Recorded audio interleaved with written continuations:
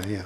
That's what it is. It's not just you. I think it's everyone. We all really are. Imposter, not a guest. No, it's not. It's not the. It's not the truth. Like all the spiritual literature uses the word capital S, not, and then when it refers to the ego, small s itself.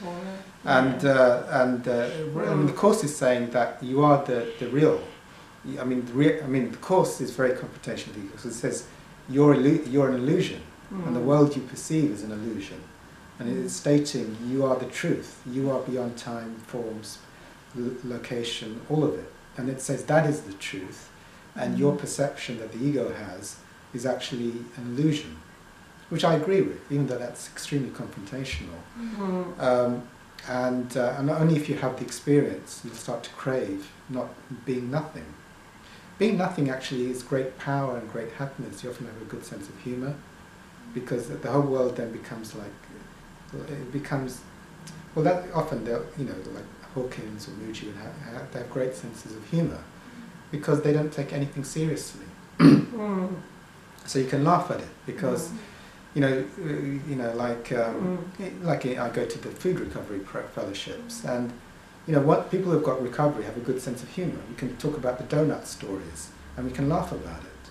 Now, it's like, and then for other people, if they talk about it, donuts is like traumatic, you see, for everyone else, is because it's so interesting, and it's like it has the power of addiction, it causes great suffering, they're very miserable. But once you make donuts meaningless, or once you make the whole ego meaningless, then there's great freedom, great sense, and once you experience that, you want more and more of that, you see. Not everyone. Some people, when they experience it, funny enough, do really, really crave it, to let go of everything that stands in the way of that. Some people get experiences of it. I think a lot of people, they quickly go back into the ego and disclaim the experience, and then want to carry on in their ego existence, or get very, very scared by it. But some people are really attracted once you experience the truth, to just not want to stay there as much as possible. Then you become interested in A Course in Miracles, or then you become very interested in self-inquiry at that point. So which are the tools which will quickly show you, for me, where I am today, like all my thoughts are meaningless. For me today, I'm not a body, I'm free, for I am as God created me. But that's like where I am today. I mean, those could be very confrontational in the beginning. Then you would use things like, I'm a body, and you said something I didn't like, so I'm going to forgive you. So that's accepting the reality that I'm a body over here, and you're a body over there, and I'm going to pray to forgive you, or to see you differently, which the Course does use, to pray for a miracle, see you differently, while you're still in that phase, you see. But at a certain point, you won't even use words. Yeah. But anyway, I can get hooked. If I get too much into it, you need to pray. If you get too hooked into it, because as we've been shared earlier, sometimes it's difficult if you're too hooked into something to go straight to self-inquiry. And then there's a process where you will eventually get to a point where you won't see that you're a body and I'm a body and I said something. But rather, when you say that words won't be needed, I wondered if you could elaborate on that, but also just the maybe if that's tied in with eventually not seeing that you're a body and I'm a body and I said something. Does that tie in at all? Well, I think the easy way is to do self-inquiry, to mop up this thing. Oh, so to not see that there is any you or I in the first place. Yes, it's easier than to get into intellectual construct. Are you a body right now? In this moment? No. I feel like I'm dipping in and out because the thoughts come in and out. So in this moment, are you the body or not? No. Okay. So if you're not a body, what am I? Am I a body? No. No. Okay. Good. So that otherwise we're going to have a long intellectual debate. When you're not a body, then you know that other people are not bodies. It's a great threat to the ego to have to. Yes. That's the big threat. It's a great threat to the ego to admit it's nothing. To admit that because that is like when you say, because I did in that moment just think, well, actually, no, I'm not. But then, you know, it's like the ego wants to be, you know, ego doesn't want to let go. No, the ego ferociously will give you interesting thoughts as soon as you discover that. Because it wants you to get lost again into its big stories as quickly as possible. So it's like they're side and side, aren't they? Very close. Like ego's there and the true self, you know, is here. Yeah. The ego's there, and it's a constant having to just bat it away, or maybe you get to a point where this is so strong that that won't even come because no attention is given, no interest in anything. Yeah, you're saying this, you see, so for me, okay, so, I mean, that sounds so painful, doesn't it? You know, continuously batting things away. Yeah. But, you see, also, already you were that, a split second ago, you were nothing. And now you've hooked into, like, a huge, like, you have to do hundreds of years of torturous batting things away. You know? So, the ego already hooked you in to 500 years of torture before you can come back again. So you got hooked into, very quickly you got hooked into a thought. And then this thought mushroomed into 500 years of trying to bat things away. Before you can finally get back to be this, you see. So that's what I meant about vigilance, you see. Because as soon as you hook into a thought, very, very quickly, in another 10 minutes, then you'll be distressed, you know. Because you'll be like over here, and you'll be like, I have to do this for 700 years, and I have to try and... So then how do I keep that spiritual vigilance then? Well, you know, spiritual work. That's how we do it, I think. Like, because in that inquiry state it was beautiful, and how to, that's the vigilance. So you see, yeah, I mean, I'm sort of playing with you a little bit. Oh yeah, no, play away. But because you see, how do you do vigilance? You already lost it, you see, in getting into these stories. But in a way it's true, so I have to now go back into your body that has to try very, very hard for a long time to be vigilant. And we're going to have this communication now. But it's true, it is needed as well.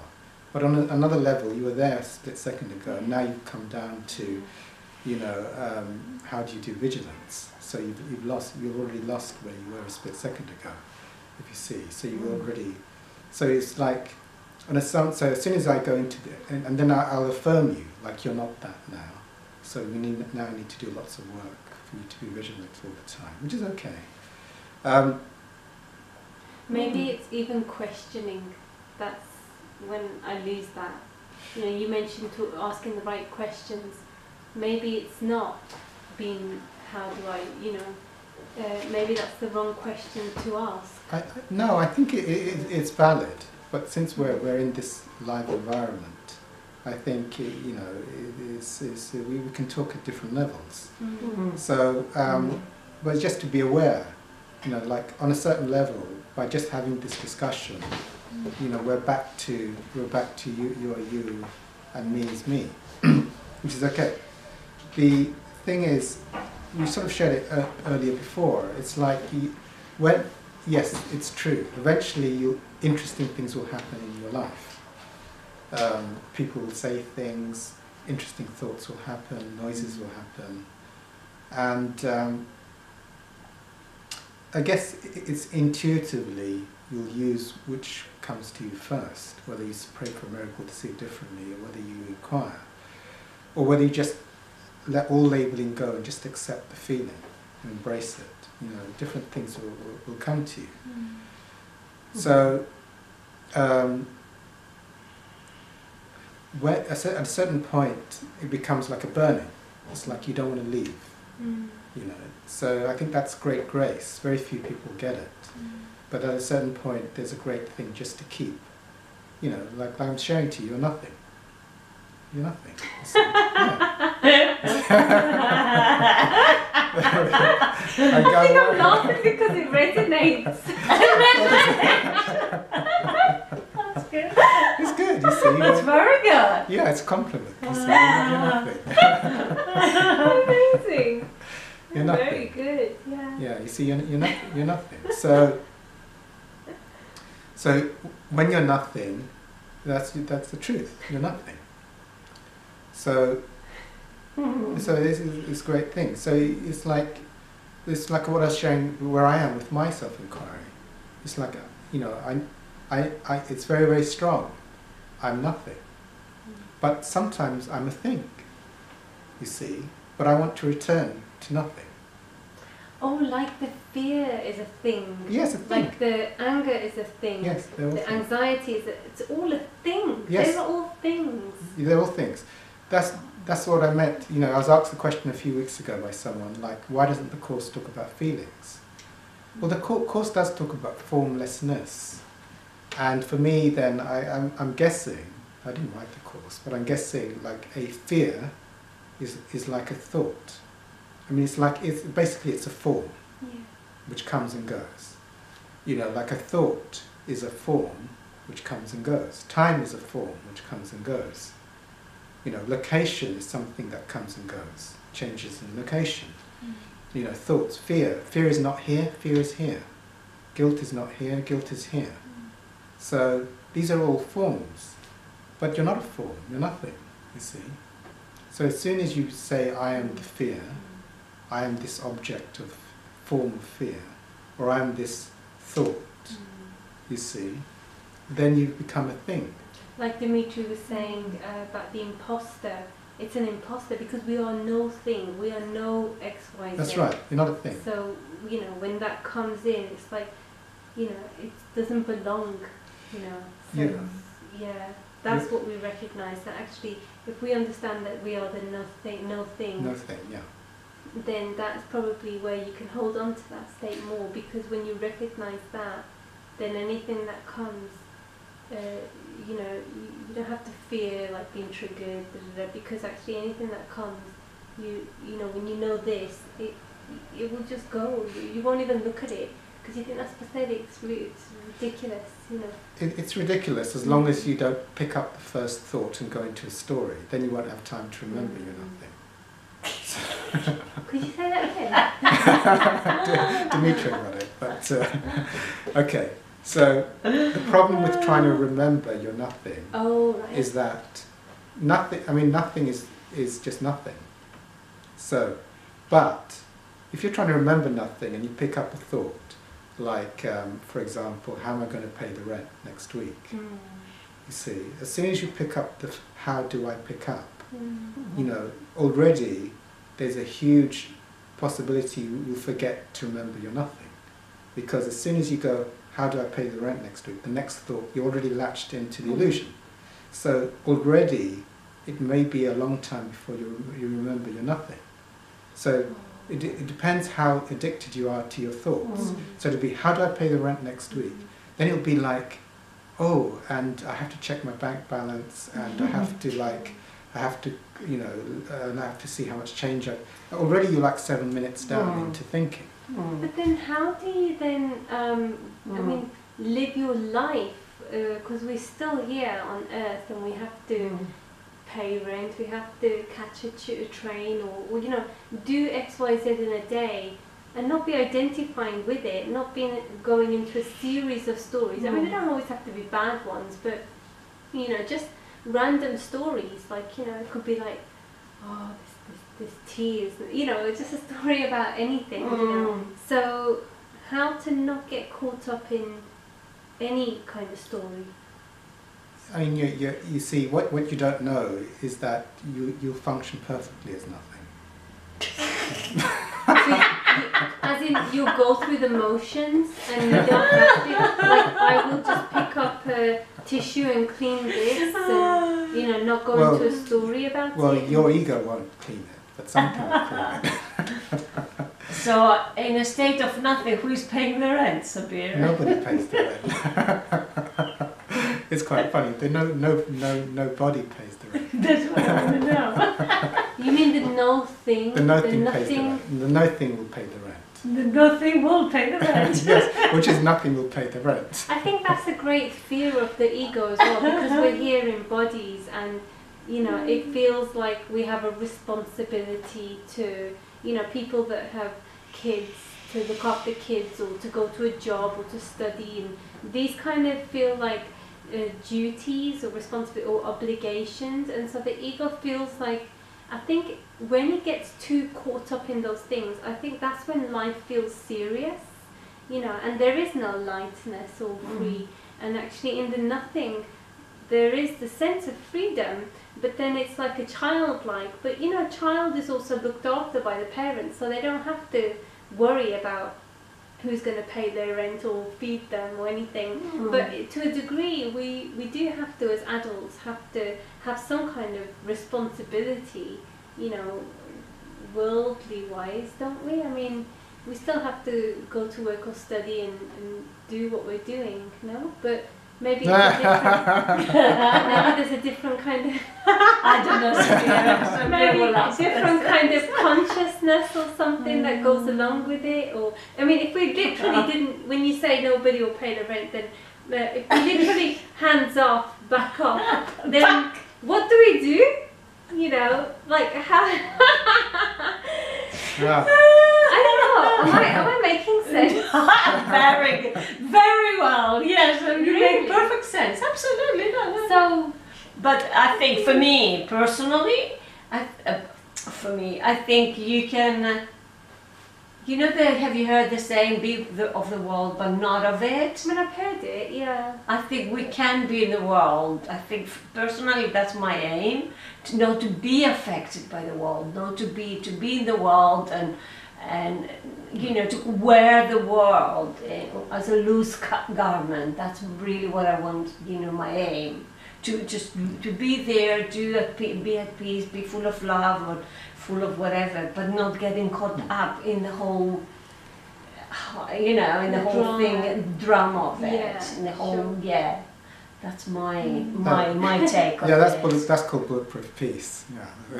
Yeah, that's my take on this. But you know, there is the other option too. Just I think, you know, it's that, oh, you know, as you were saying, who's going to look after the child? I presume in a different state of consciousness, you know, in a way, God is our parent. So in that state, possibly we are being looked after by God too. You know, in that state of nothingness, we are.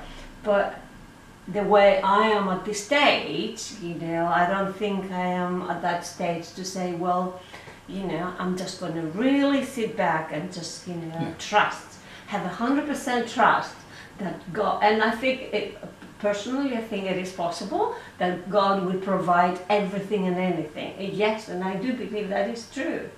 You know, I can just sit back, but I don't think that's where I'm at this stage. So I don't know. It's very beautifully said. Yeah. That's a big stake on this one. Yeah. So. And you said about trust as well, like, you know, just 100% trust that, you know, God will look after everything. Maybe that is the true sense of nothingness as well. Like, well, that's advanced, as was being said. But actually, they do. You know, those who do totally surrender, everything is provided for them. There was. Well, that's radical. That's very advanced. You know, like, you know, I think I shared about Mother Teresa's story before, and it's on YouTube. So there was, I think, an Irish TV presenter asked Mother Teresa a question and said to her, "Have you ever turned away someone who's ever come to you for shelter or food?" And she said, "No. Every time, she's never turned anyone away ever. There's always been another bed, another plate of rice. There was always available for the person who came and knocked on the door." So we're getting into, and it was described actually. What you'll get as you surrender more and more is not your ego and your thinking and your control of the world that makes things go better. And Hawkins actually described this so beautifully and helped my faith enormously, because he said, like, addicts are the worst case, like if you're a food addict, a drug addict or an alcoholic, of people who really have to try and control the world to live. They think, at least in their perception of the world, if I don't get the next donut, I think I'll die. Or if I can't get the next glass of alcohol, you know, and they'll go to any extreme to be clever and intelligent. to make sure they get the source of their life, which they've projected as trying to control the world. And in the 12 Steps Fellowships, when you surrender your drugs and trying to control the world and trying to be clever in the world and just surrender and have faith and work a spiritual program, actually, to the extent they let go of the world and trying to control it and trying to get things from the world, their lives actually, suddenly it's like life goes actually far better, you see. So this is the whole mystery, or not a mystery, you realise. The more you let go, the more that force of love, you know, or you could say God, actually does look after you like a child. It makes sure that everything you need is given, you see, like a magical force. So as you have more and more faith to let go of trying to control or to label things, and to have faith in that divine source, everything like that like a parent, like finally this loving thing, miracles, synchronicities. However, to be real, for me there is a growth phase, you know, and there is some clumsiness, you know, and some lessons to be learned in letting go and trusting and making a few mistakes along the way. So it's not often a smooth, in my experience, a smooth transition, which I share about. Like if you're at the nothing, you need to be like careful when you're crossing the road initially, because you can sometimes. There is a kind of a more of a wisdomed up nothing. That when you first enter the nothing, you can be a bit naive. So I add that caveat. But generally, after you've got the wisdom and the nothingness together, when it's matured a bit, you know, you don't need to plan anything. You know, actually, the Course in Miracles is great. I place the future in the hands of God. So this is at the level of enlightenment. You don't actually need to plan or control or think about anything. Let it all go. Just be the nothingness, and the nothingness knows. Will just it's the absence of you, but it seems to talk. Like when you're nothing, you can talk. And eventually, you realise you can be nothing. You're not a body, but something is talking. So that's what I mean. Nothing will pay the rent. But there is a loving force. You see, the more you let go of your ego and your identification and your sense of self, that's the faith. The faith is that the love of the universe is actually the identification with thinginess, which is the block to that love and that wisdom being in the driving seat, you see. So the saints have the most miraculous things happen around them, you know. Actually, often the saints don't pay the rent. The food is just magically appears that they need to do whatever the nothingness wants them to do. You see, so it doesn't even worry about paying rent. It just trusts. It has innate trust.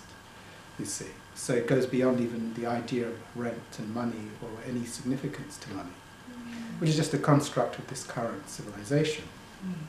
You see. But at the same time, I don't know, Sabbir might not agree with that. Yeah. I do not believe in any way that the Course is asking us to just all sit back and do nothing. I think the Course, or you know, just not do nothing, just you know, just give up our jobs, and you know, I think it's the energy with what we do something. You know, the energy that we operate out in the world. I don't believe that the Course is asking us to give up. You know, and I think there is, you know, the Course distinguishes between form and content. In what way? Am I not right? Content is form. Yeah, but yes, there is a distinction in the Course, and I can't remember exactly. It distinguishes between form and content. I've got to look it up again. Yes, it does. But I don't know. Would you say that you know, actually, the Course is advising? Or is asking us to give up, you know, to give up being in the world. I don't think it advises to be, not to being. Well, who's the you that's in the world? Yeah. For me, the Course is mystical. Is a mystical teaching. Yes. It's not a devotional. I think there's different pathways to God. There's one of like a devotional love and service. And for me, the Course is actually mystical. It's a different pathway to God. So it's actually, it doesn't say to give up the job, but it would be asking you to let go of your thoughts of unforgiveness with the job. Yes. So it's not, for me the Course is not, in my view, it's not asking you to be of love and service in the world. it's asking you to purify your exactly. thoughts yes, in the world. absolutely. So it's a mystical teaching, not a service and love teaching. No. Exactly. That's what I was saying. It's the energy that we go and do something rather than being in the world with the energy that we're doing there, the thoughts and the unforgiveness that we hold that we need to release and be out there. Not necessarily that we have. I don't feel that the course is advising us to give up our jobs. No, I don't. In any way. The course for me is asking you to let go of the thoughts and your perceptions and your unforgiveness. Yeah. So, but for me, and my interpretation, the course is not asking to go and be of service, but it's asking you. It's a mystical teaching. Like, if I don't forgive you, for me to let go of my unforgiveness of you, or if I have a thought or a projected meaning, and then so that I get back to my true nothingness and let the nothingness be in the world. So, and there's different pathways for me to God. Another pathway would be like just be of love and service to everybody you meet. That's like devotional. That's like the devotional path. This is the mystical path. But it doesn't really give instructions on what to do in the world. No. It really is like saying wherever you are now in the world, let go of your meaning and your unforgiveness, and that's something to do with me. It's got nothing to do with what's going on out there. Automatically, as I move towards a nothingness, obviously people, places and situations may change, but I'm not really going out there with an intent to change things as such. That's my interpretation. Yeah. No, that's correct. Yeah, I agree with you. What is your take on when people have a calling for something, and they talk about, I have a calling for the arts or creativity or teaching or preaching, whatever. Well, like I said, it's an interesting question. I mean, there's different pathways to go. For me, the course is a mystical pathway, pathway of the mystic. So it's like, for some people it can be like devotional, but for me it'd be like, if there's a me that wants to do something in the world, well, who am I? What am I? You see, what is, and if I see something that's wrong in the world, often for me there is a sense of something I need to forgive in the world before I need to go and change it, you see. When you say forgive, is that the same as accept? Well, forgive, accept, let go, self-inquiry, for me, all the same things. And letting go of my perception of what's wrong. So in mystical things, it's like, for me, the mystical thing is like, I want to purify how I perceive the world and how I perceive myself. And what am I as a self, and what do I perceive as the world? And if there's anything, like the Course talks about forgiveness, or for me I like to use the word meaning.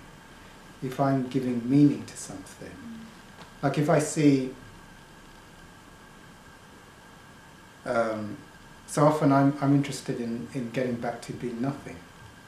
It's not the only way for practicing spirituality. There are other ways of practicing spirituality as well. But I want to be nothing, and then let the nothing be in the world. Like, okay, a calling. Okay, I'll answer your question from my own experience. If I want to do something in the world, because I'm following mystical teaching, it's like, what do I want to do in the world? Well, I can give you a real example. Like, I would like my mother not to have all her illnesses. That's a true life example. But for me, it's not like I'm going to tell my mother, you need to take this vitamin pill, and I want you to take a walking stick every time you go out. I don't do that, actually, with my mother. Actually, I don't. For me, it's like I just work with my own thoughts, you see. And I try to be nothing with my mother. To have no agenda, no telling her what to do, none of that. I just want the nothing to be with my mother. And if I see anything that I don't like, I use the Course lessons to let go of the meaning I'm projecting on things. So cancelling my beliefs, or God did not create this. So I use the like the Father, what is it, Christ or whatever. Anyway, yeah. So some of the terms, I think I was just getting a bit bogged down by their meaning, putting meaning on them, and also the fact that here they do use the terminology. So when it says His Son, or the mind of the Father, or Holy Spirit, and so. Yeah. But I found it quite interesting, that bit where. And you never left yourself, and God never left His Son. I think, if you ask me, I'd say to make it simple, I'd use God, Christ, and Holy Spirit as the same thing. Sure. Meaning they are conduits to recognize your formlessness. So for me, it doesn't actually make a difference whether you pray to God, Christ, or the Holy Spirit. While you still recognize yourself as a form, they're all the same thing, you see. I mean, if I pray to God for a miracle to see it differently, and pray to Christ for a miracle to see it differently, and pray to the Holy Spirit for a miracle to see it differently, while I think I'm a separate entity in separation, to all those terms for me go beyond the realm of form, to recognize the formlessness. And divinity recognizes what you as a form are trying to do when you use any of those words, or Buddha, or whatever it may be. So it's not. I think if I talk from the non-duality realm, I think in the dualistic realm they have slightly different connotations. But I think to make it simple, from a non-dualistic point of view, you can see them all as just the same thing, because they are just conduits to the same thing, to recognize your formless nature. Even though you can get into a long debate about, within the illusion, the symbolic meaning within history of these separate terms, which can get into a long story about it. But the non-dual is very simple. They're just different types of words to help you recognize your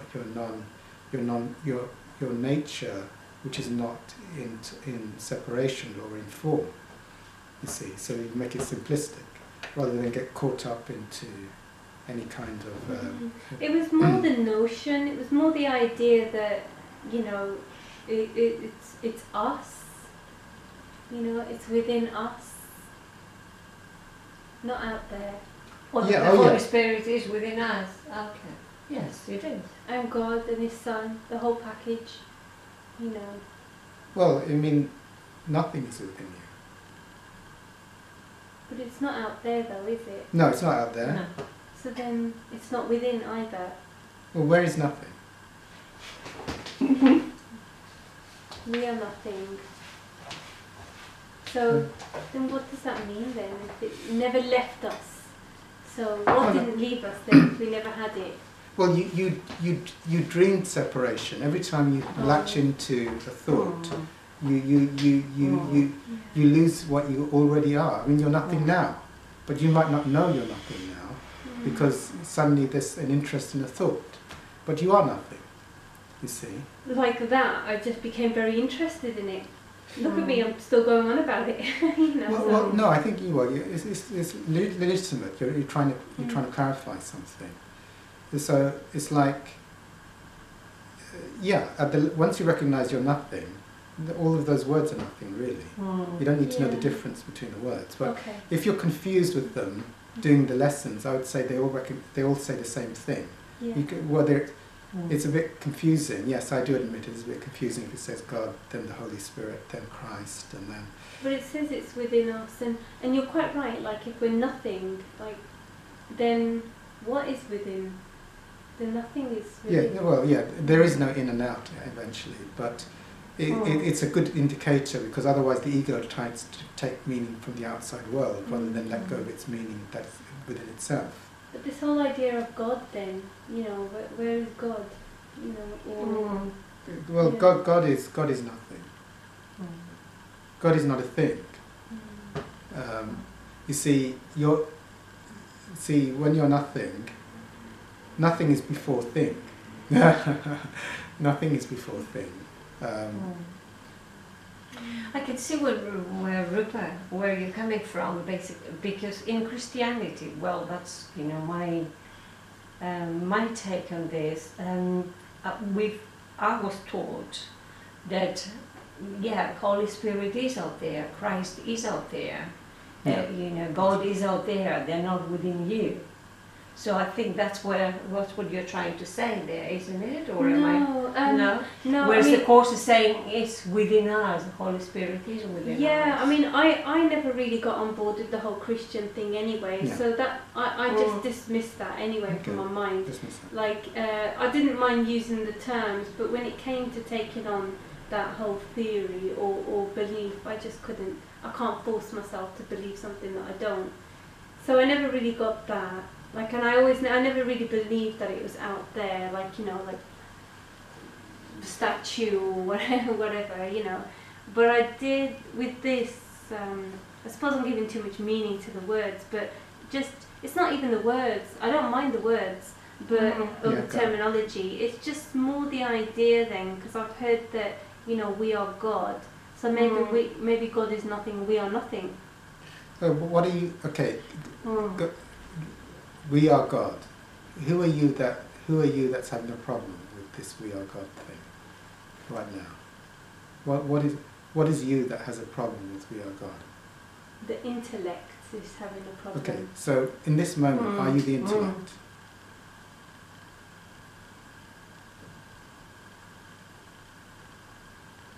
I think I'm a thought.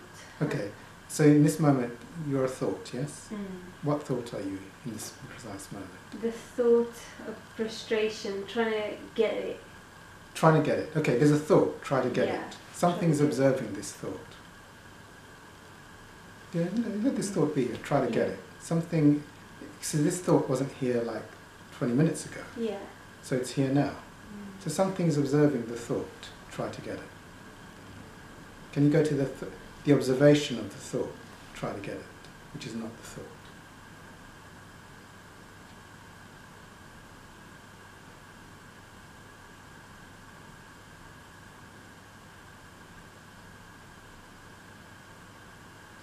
I'm just thinking with that, gotta get it, with the frustration. Okay. So I'm just trying to... Okay, so there's frustration and there's a thought, try to get it. So frustration is like a thing that can be here or not be here. Yeah. And I need to get it, or, you know, is a thought that can be here or not be here. So these are now present.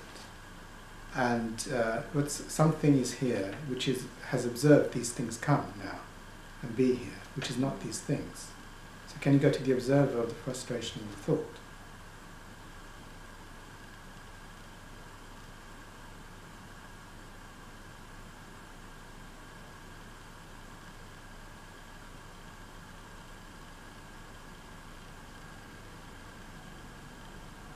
Feel that sensation again, like stepped behind. Okay. Yeah. So what's the experience of you now?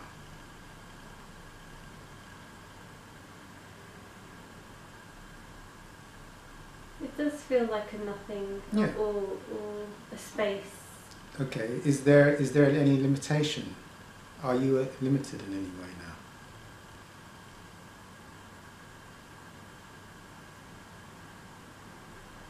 Only by the thoughts that are trying to come back in. Okay. So are you? So let a thought come in. Are you that thought that's just come in? No. No. Is what you are troubled by thoughts?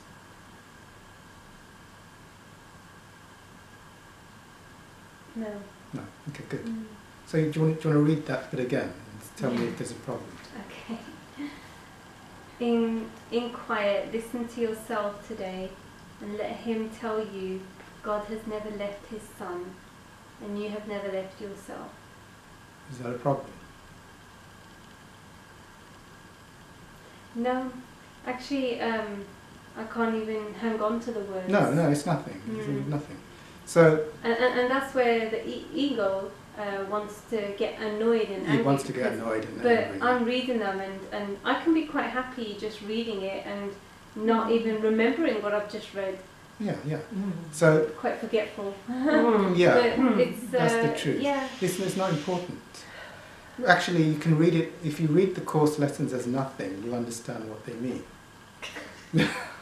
That's good. Yeah, that for me is the best. It's like, you see, God, that's what I'm saying, God, Christ doesn't mean it. There's no conflict for me. Right. You see, it's like, this course lesson is just giving me an angle to release me to nothing. You see, so I don't get hooked up in exactly what is the difference between the Holy Spirit and God. You know, Or trying to locate where it is. You know, I mean, yeah, that's what I think I was trying to do before. yeah, it's That's quite a difficult task to locate exactly where they are. Yeah, I mean, locate where what is, sorry. Holy Spirit. Oh yeah, locate it. Yeah. God. Yeah. It is actually, it can be confusing if you try and think about it too much. Actually, for me, they're more like, I think a more practical way is more like an intention, an inner silent intention. And it's like invoking nothing to help you recognize you're nothing. In a way, I'm using words, but you see, while you still believe yourself to be in separation to that which is the truth, to pray as a separate thing to that which is another separate thing, it's like you as a separate thing pray to nothing, and the nothing helps you remember you're nothing. You see. So the praying is unnecessary, like, you know, at an advanced level. Like, no, at advanced level you don't pray.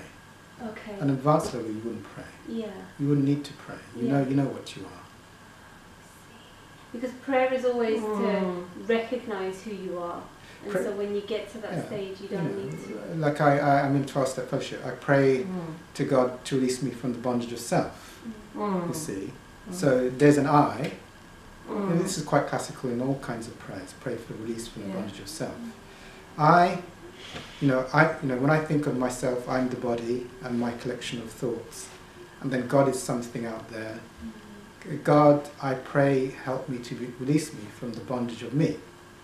So it's like I'm praying to nothing. God is already not a thing, and then God, but it works. You see, because of while I'm trapped in the dream or the illusion. If I pray to the ultimate, nothing. I mean, it's a bit derogatory. God is the ultimate source of love and truth.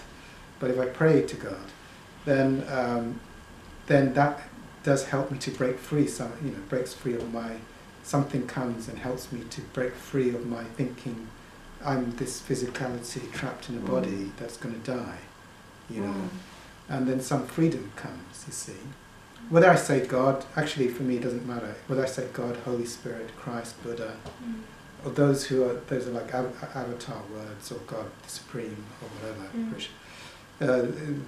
Then it's like me as an entity praying for freedom from the illusion that I've been trapped in.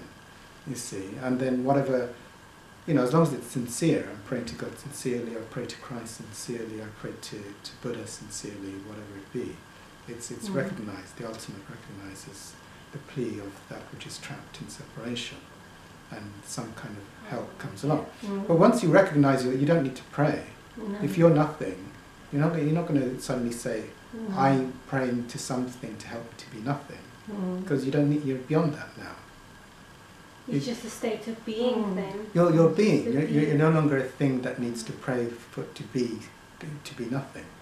That doesn't make sense. But while you're something, prayer has great power when you're something.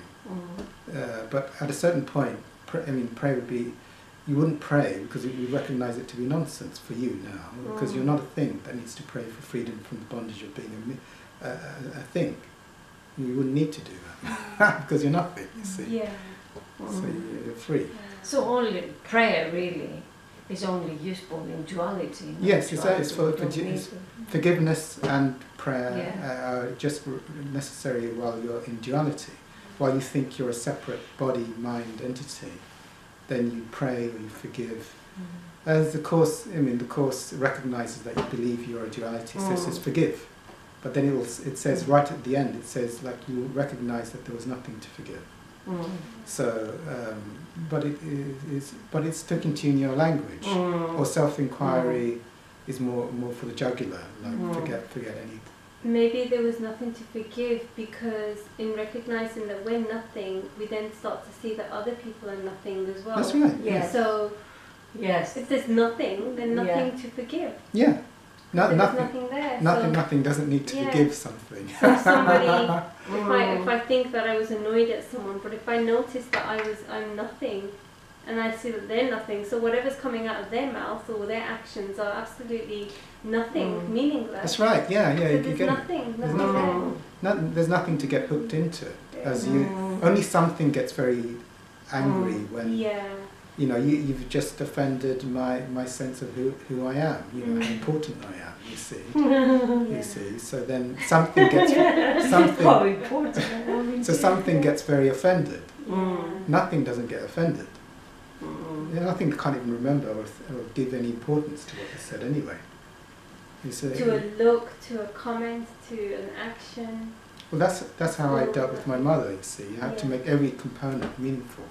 Like Buddha talked about the 5 senses, you know, detachment to the 5 senses. So there can be like vocal tone, you know, like you can get hooked into vocal tone. Like I was hooked into the vocal tone of how my mother expressed certain words. So I have to make that meaningless. Or certain phrases I have to make meaningless. I think she was trying to tell me sometimes I was nothing, you know. You become nothing. I forget. I think one of the teachers. So I took it the wrong way, but you could take it the right way. How dare you? But actually, thank you would be the right. Thank you would be the right word. Yeah, you're nothing. Thank you. I forgot for it. Something. But actually, no. It is on a serious note. Which there is no seriousness in nothingness, but it's just whatever, you know. You can make sounds meaningful. You can make vocal tone meaningful. You can make certain bodies very meaningful. So so you need to. A clever trick is you have to. This is what I say in self-inquiry. You have to find out how are you giving meaning. Because, you know, sometimes I'm giving meaning because of the way something is said, not the words, or the vocal tone, or certain types of people, you know, authority figures, I might project certain types of meaning onto. So eventually, you just make these meaningless. After you make them meaningless, nothing happened. You know, like before, you could have like a boss. Every time they say you did it wrong, you go into like a trauma response. Oh my God, they said you did it wrong. You know, but then you have to make it like if the boss is meaningless. If someone in the street said, you know, I think you're wrong, you forget it. It's like, so what? Like, I don't really care what you say. You forget it. Nothing happened for you. Oh, a tramp said you're nothing, or you don't look nice or something. You forget about it. A boss says, oh, you're all wrong, then suddenly you have a huge reaction to it. So how are you giving meaning? Is it the voice tone? Was it the word said? Was it that you project authority status onto certain people in certain positions? You see, and then you have to like dismantle the meaning. Then the next time the boss says like, you know, you failed at everything, you're useless. And it's okay, you forget about it and carry on. Eventually you recognize that the boss is not the source of your security. Eventually you recognize that being connected to being nothing is actually more going to look after you than worrying about what your boss thinks about you. Even the positive things said as well. Well, the positive things, for me, the course is at the level of non-duality. So it says you have to let go of what you think is good. So that's true non-duality. Otherwise we're getting into selective, like I'm holding on to my good thoughts. So the course is very advanced. It says, oh, you want to say that you let go of all labels, good and bad, so that you can recognize your true nature beyond all labeling the ego. Because even if the ego says, I like red cushions, you know, like I particularly like this red cushion, you know, I don't want to let go of saying this is my favorite red cushion. But the course would say you want to even let go of you saying this is my favorite red color. because even that is an ego latching on to form and identity and a dualistic perception in relationship to an object. So that's why it's very advanced. Because most people will say, yeah, I want to, I don't like green cushions. I'm happy to let go of green cushions, but I'm not going to let go of red cushions because I like red cushions. So you're never going to experience the more expanded, you're not going to experience nothing. Because there's a you that wants to hold on to red cushions because it likes red cushions. So spiritual work is quite easy because you want to let go of the things you don't like. But eventually you want to hold on to your dualistic relationships with things you like. Yeah. So then you want to let that go. So it's all meaningless. You see? And then I think, like, if you know, in letting go of in the meaning of the good and the bad, then that's just accept anything that happens. Like yes, yeah, it's good to have that view of life rather than having in the future wanting an outcome. And telling, like saying that, God, I need to have this happen tomorrow. And otherwise I'll not be happy unless you make sure this happens tomorrow, you see. So if you hold on to, and that's already quite dualistic, and holding on to the future and a you that needs this thing to be a certain way. But nothing is happening if you're nothing. Nothing is meaningful if you're nothing, you see. You see? Yeah, that's very good. I mean, it's just all about just being present, as well, and yes. Just nothing in the moment. Well, yeah, being is nothing. I mean, nothing. Something doesn't need to practice being. I presume that nothing is with a capital N, Sabbir, right? Yeah. Or not? Well, the nothing is. Right. Something would be with a small s. Something is small s. Nothing is truth. Yes, but I presume in this case it would be with a capital N, right? Yeah. If you want to. So you're no longer a thing. Yeah. I mean, in different contexts, because if you say to somebody you're nothing, obviously the ego can get offended because then, yes. At a certain spiritual level, you take it as a compliment. You see. Yeah. At a certain level, you take it as an insult. I think you'll be able to recognise the energy with which it says. Yes. If someone is, yes, absolutely. Right. Yes, yeah, you're right. Yes. So, what are you right now? Nothing with a capital N. When you ask me, it reminds me.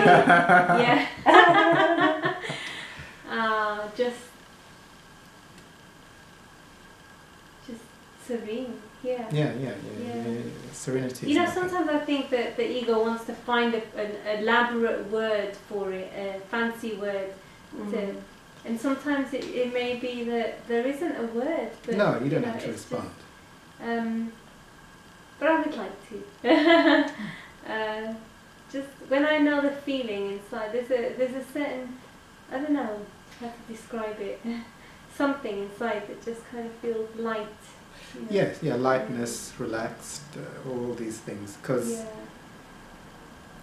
as soon as something is as soon as there's interest in something, tightness, restriction, and form all starts to take place. So being nothing is lovely, and it has energy, it's light, and as you release more, it becomes even better. You see, being free. It's like once you experience nothing, to go, you recognize you don't really want to go back into. You do sometimes because it's quite easy to be tricked into being interested in thought. You see, which is what we were talking about today. As soon as you become interested in the first thought, then you see the next thought comes along. You see, and it's down the lane. So it's like, see, you're nothing, and then it's like, oh, how many years of practice do I have to do before I become nothing again? You know, it's interesting because you've spoken quite a bit, like, you know, addiction, you make references. And I think the real addiction is in that thought and that thinking process. You know, it's like as soon as that first thought, like a roller coaster going down. Yes, it is true. That's why I'm trying to make it simple. I'm trying That's the real addiction indeed. The first thought is the problem. You see, as soon as the first thought, then I speak to a different person after you've had a few thoughts. You see, because it becomes so.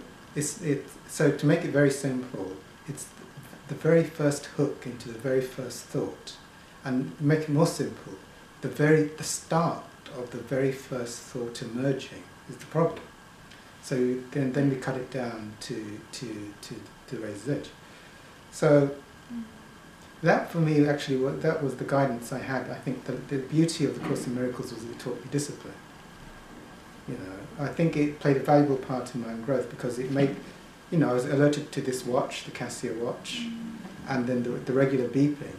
Otherwise, you know, you can easily get hooked into the first thought, and then it's like several hours later, oh, was I supposed to be doing something?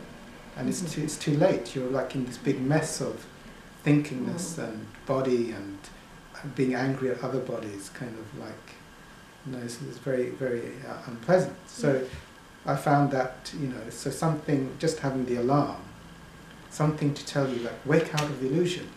You got caught up in the hypnosis of the illusion again, and now you're somebody, you know, in relation to other bodies.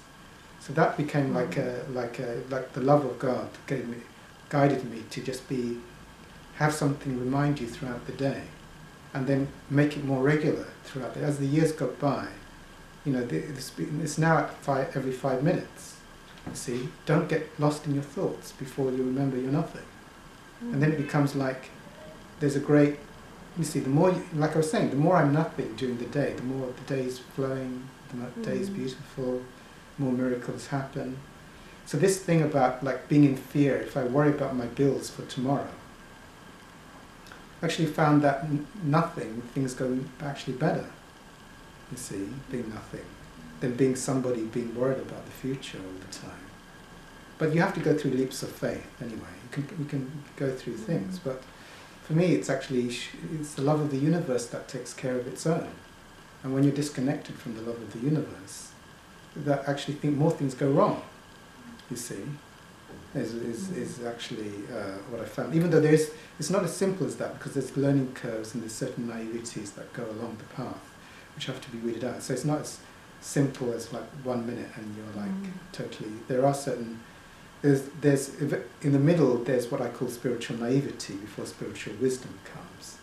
So when you practice, so I give that as a caveat. So when you become nothing, there's some maturation process before you can be nothing and also have wisdom at the same time. On the practical thing, but eventually the nothing has wisdom at the same time.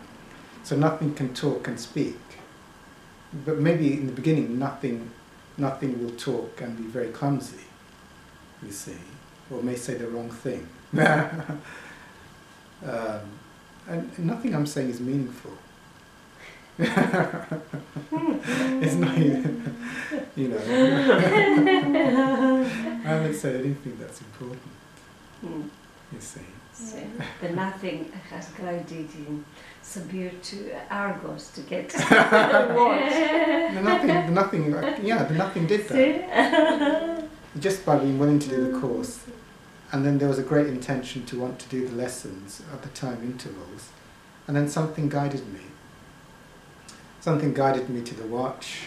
Something guided me to call Dimitra, so that I could have this and have her support. So that was the nothing. That wasn't the thinking that did it. And even in the 12-step fellowships, the more you let go, the more things go. You know, if you let go, surrender to God with alcohol or drugs or whatever, and stop trying to control things and surrender your day, be in the day and let go more, you find that the people who've let go the more are more happier actually. Yeah, with the Course in Miracles lessons, my own view is it doesn't matter if you understand it or not when you do it. I think most people in the beginning don't understand half of them when they do it. I didn't understand all of them when I did them. But eventually, I actually found this out earlier in life. If you just persist with something, it's like something comes and lets you know after you've persisted with a while what it's mean. And I think with the Course in Miracles, because you are praying, intuitions are given to you just by the willingness to do it. It's like, often I'd find in the early years, I was like totally confused, with the lesson. I think often things like what's my function, and what does neutral mean, and I'd be confused. But then it would be like a little voice would speak to me at the end of the day. It'd be like I'd be doing the lesson, be confused for nearly the whole day, and then something would whisper at the end of the day, go, it meant that.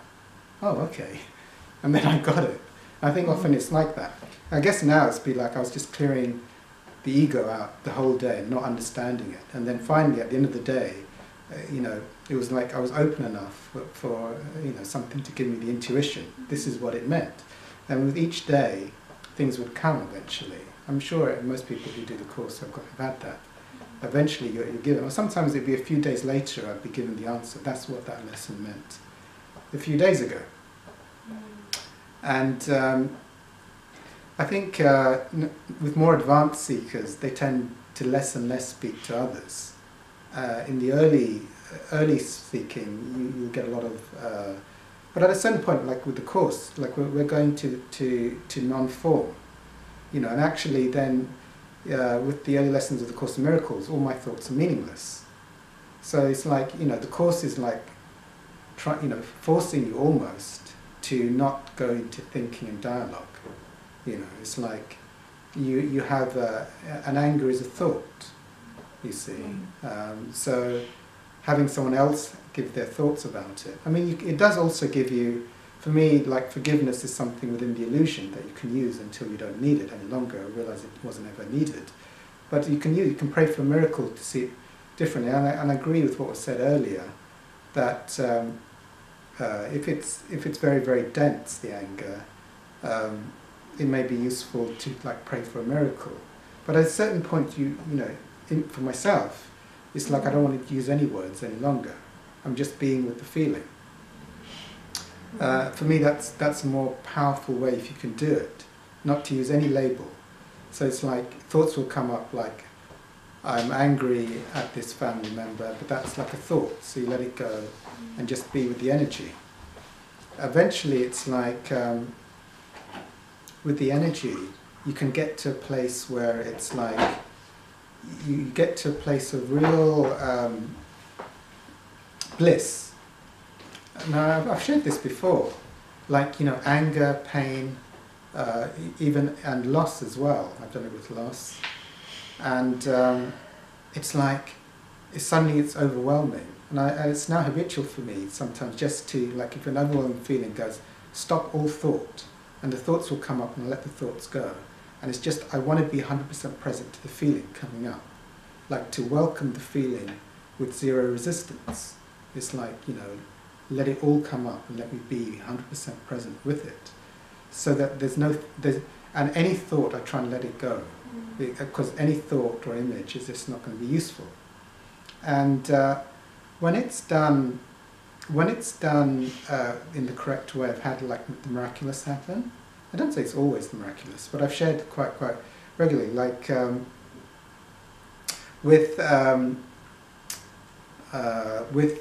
like when going into once I had to have like a long injection because I was about to have a heart attack, and because of it's long-term in my early food addiction days when I had these bananas which I wasn't supposed to have. So my potassium levels skyrocketed. But anyway, so there's this long like needle. And I remembered Hawkins, and it was like, I'm going to 100% like welcome it, as they were just, I mean this was a big needle, not the tiny needles they normally do, like a big one in your arm. So I was going, okay, when the pain goes, just be 100%, like welcome it, 100% with no thought, be fully present, yeah. And I went off into bliss. I was losing consciousness, so they had to actually give me some sugary drinks to try and wake me up. I was going off into heaven. So if you just welcome it 100%, sometimes you can have a miracle. And I've often shared in the group with my cramps. Like sometimes I'd wake up in the morning And I just know a cramp is about to start. And if you just 100% are with it from the first split second, you get no cramp. But if you resist it for a bit, then suddenly, you know, it's too late, and you get this horrific cramp. I also had this, I've written this in my book actually, so with loss, actually some of you may know that this person, I got to know a good friend in the 12 Steps, and also with the Course in Miracles, and we were really good buddies. And I was in hospital for an operation, and he was in hospital for another operation in a different hospital. And I got the phone call that he died in hospital. And now I was familiar. I'd never been familiar with Hawkins, but at that point I was familiar with Hawkins. And he said, like, you know, 100% be with it, don't resist, don't go into thoughts. And it was like, and I was up until that point I was a food addict. You know, anytime I had sorrow or loss, I would always eat. You know, I'd eat and eat and eat so that I didn't have to feel any feelings. But this time I knew, like, don't use food as an anesthetic. This time 100% welcome it. And I cried. I mean, it was miraculous. I mean, I knew this guy for, I don't know, was it a year or two? I can't remember, maybe even less than a year. I can't remember how long it was. But we were like spending a lot of time together, and we were interested in Hawkins, Muji, Course in Miracles. We were going to Course in Miracles groups together, and seeing Muji together, and all kinds of things. So we were bonding really, really well. Anyway, he was dead, and I just, I did the thing of 100% welcome feelings, and I cried. And it was really, really funny, because I was just crying in the hospital bed, and at a certain point, of course he's not like a parent or anything, he was just a friend, but, you know, at a certain point I had this peace come to me. And I'd never experienced that before, because I'd always used all the food, you see. So it becomes, I've also used it on gout as well in my feet. I get this horrific gout. Gout happens very quickly, your feet just swell up. And the skin gets inflamed and red because the skin is stretching so fast. It's really, really, really painful. And I just do it. I just like 100% be with it, not label. Don't say it's gout, or I'm angry with the foot, or I wish it hadn't happened. Let all the thoughts go. So you're trying to just be 100% present with the feeling. And then at a certain point, if you can do that and not engage in the thoughts, it becomes quite pleasurable. I don't know if this makes sense, if you've had experiences of having an intense feeling and not labeling and 100% welcoming. At a certain point, the feeling actually becomes pleasurable. And it's like, almost like light is coming in. And then I can walk for a little bit, not too much, because it would still be inflamed. But it was like that healing energy would come in to the situation. So for me, that's, and also there can be a natural intensity. But even nowadays, I do like using the self-inquiry. I think that the trick with the self-inquiry is to know which question to ask. Yeah. If you ask the wrong question, yeah, even with a difficult feeling, because I self-inquire myself now, so I'm doing it quite regularly. So it'll be like, oh, you know, I'll spot there's a me. You know, like the me I'm having in the week is like, I can feel a me. Yeah. You know, oh, there's a me here. So okay, if there's a me, if I feel like I'm a me, I can sense a kind of energy that's me. It's like, so I'm just asking, like, oh, well, what's observing this me? Mm. And then there's nobody observing me. Oh, then and it starts to disappear, you see.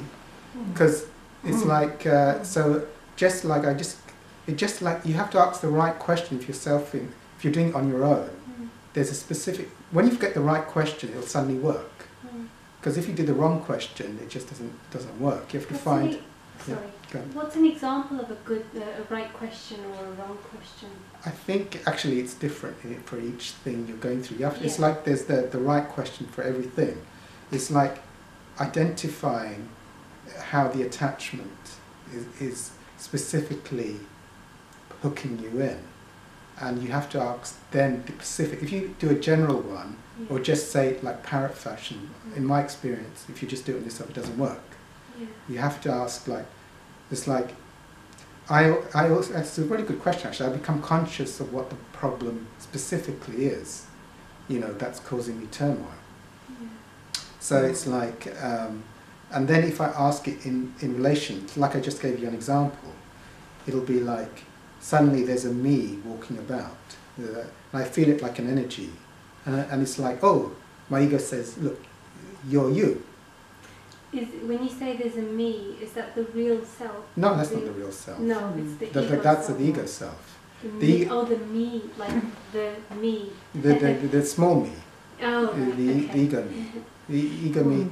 So, a lesson that would be very, very regular with the Course in Miracles, I'm not a body, I'm free, for I am as God created me.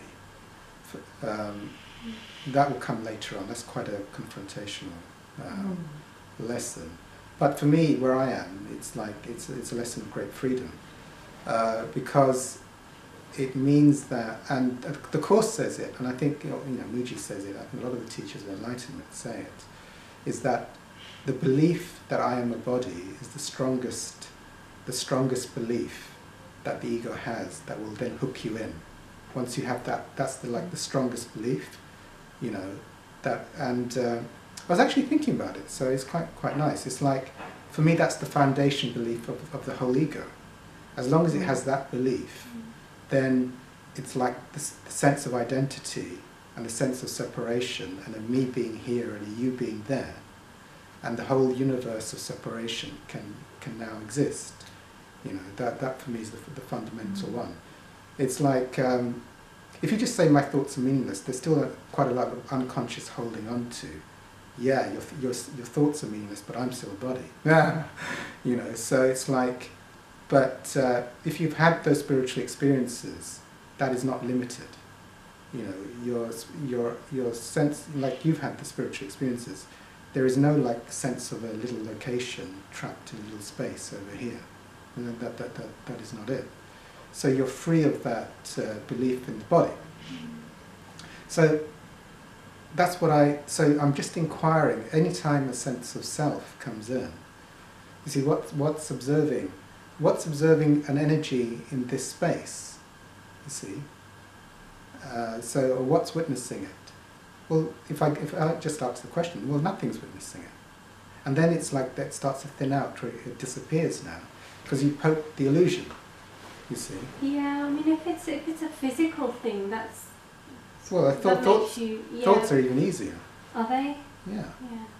Like, you know, like if it's fear, for example, I mean, fear is a thought, I suppose, isn't it? It's a form, yeah. It's a form. Yes. See, I would say it's kind of, because I was asked this question a lot about why the Course doesn't talk about feelings. And I thought about it, and I think my thing today is like a feeling is kind of like a thought, even though it's not exactly a thought. It's like a type of form within the illusion that starts to occur when there's interest given to the field of the ego, you see. So if you go like fear is here, well, what's witnessing the fear? Well, so that which is witnessing the fear is not fear. You see, that which is observing fear is not fear. So it's like, when I have a thought, if there's interest or identification or projected meaning put onto the thought, it seems to have the power then to create a disconnect from the true nature, you know, the unlimited presence, yes, the eternal stillness. As soon as there's a hooking in, then suddenly the sense of unlimited stillness or peace or presence is gone, because there was some attachment or relationship or identification or meaning given to that wafting thought. Well, what about fear? Well, for me, I would put fear, even though it sounds a bit funny, just like a thought, you see. When there is a lot of interest or identification or meaning given to fear, it suddenly becomes like all-pervading, you know. But I've had it countless times if when Muji goes, often any negative feeling is suddenly disappearing very rapidly. It's like the ego knows it's lost, so it just vanishes in thin air. It's like, well, of course, that which is observing fear without interest, when you're there, then the fear just dissipates, like it was an illusion. So, like if it was a form, you know, it's like it's just there, because, you know, like fear could be just there, and then it's almost like you're looking at it or something. Well, the self-inquiry is like a technique which allows you to identify quite rapidly, if you can do it, with whatever you're identifying with.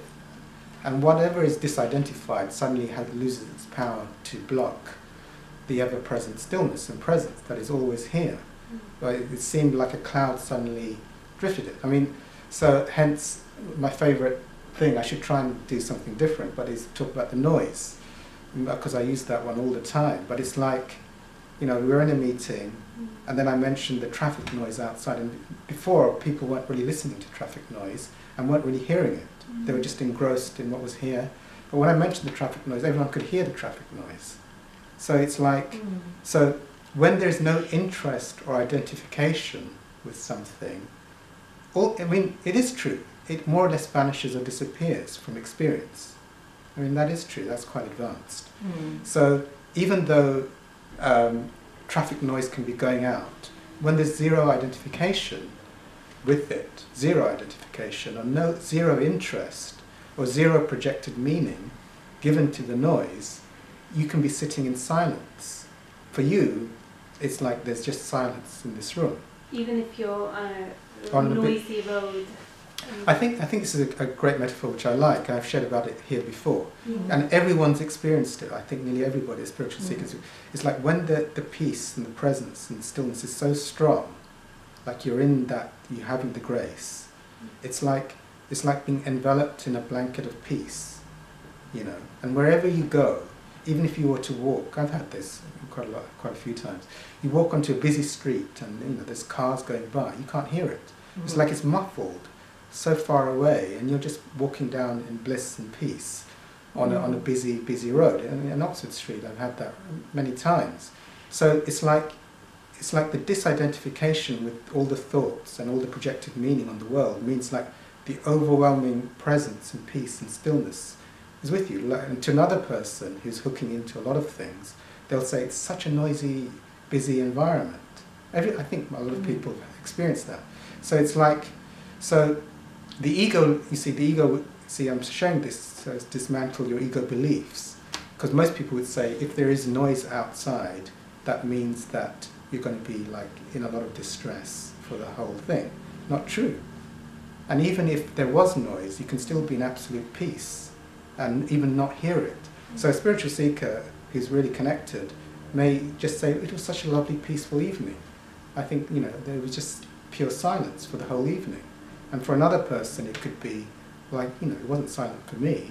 I could hear the cars going by, the whole thing.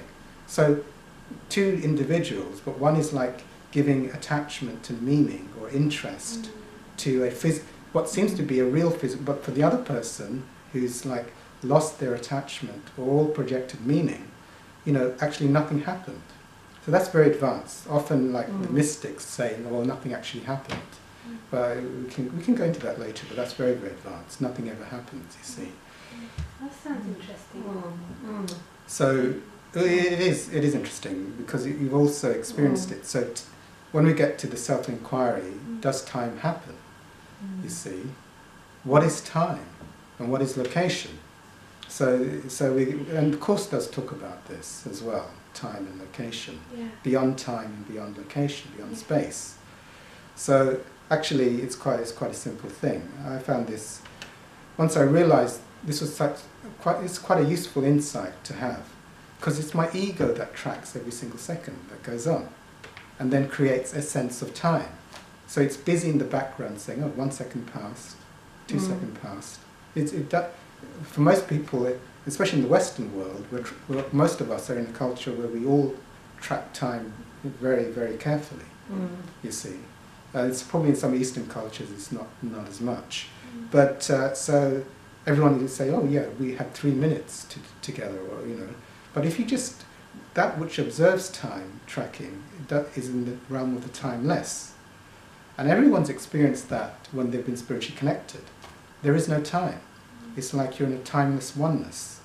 And even the you disappears, and the beauty of the whole world becomes, you know, present, you see, and there's no time.